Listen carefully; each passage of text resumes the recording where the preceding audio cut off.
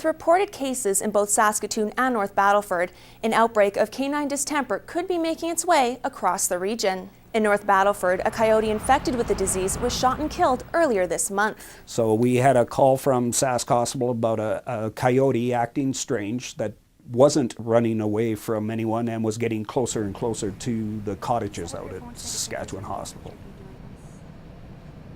When we responded, we found the coyote, and again, it wouldn't run from the constable that responded. So at that time, and he could tell that the eyes looked like they were weeping. That's how close he got to the animal. So at that time, he decided it would be best if we put the animal down. So, and that's what happened. Discharge from the eyes is one of the many symptoms of canine distemper. It attacks the respiratory, digestive, and eventually the neurological systems in an animal. Initially, animals with distemper have a poor appetite. They have fever that's intermittent.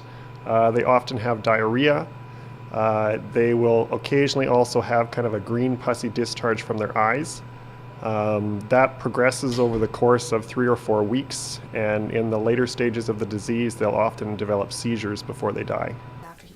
After we put the coyote down, because it looked sick, we took it to our local veterinarian and had them, they sent it away to have it tested for rabies and canine distemper.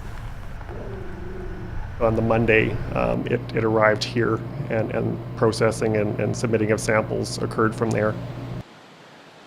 In this particular instance, we generally always test for rabies when we're dealing with wild animals, and that's done through our federal veterinarian here in Battleford.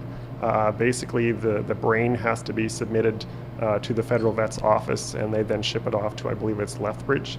The distemper testing involves sending samples to Prairie Diagnostic Services in Saskatoon. The test came back negative for rabies, but positive for canine distemper. He was in fairly good body condition. Coyotes are kind of similar to a medium-sized husky dog, so he's just kind of brown and white in color. He didn't look all that sick from an outward perspective, and basically what he was doing was abnormal behavior, and that's why the bylaw officials were called to take care of him. Good afternoon, bylaw enforcement. Although only one case has been confirmed in our area, it's cause enough for concern since the disease spreads so rapidly. Well, one of the other reasons why we did send that coyote away to have tested is because of Saskatoon's report of they had 2 in their city that both tested positive also for canine distemper. So we're feeling that it could be pretty prevalent out there in the wild type thing right now. So. Whenever we see behavioral abnormalities in wildlife, we get concerned because that's often one of the symptoms of rabies. Especially in North Battleford where we are, we're always going to have coyotes coming around. But the biggest thing is if you're feeding your own domestic animals outside is to make sure when they're done eating that you pick up that food, or don't feed them outside, feed them in the house. Also to make sure that you don't leave any garbage lying around. So I mean, those are things that are definitely going to attract them.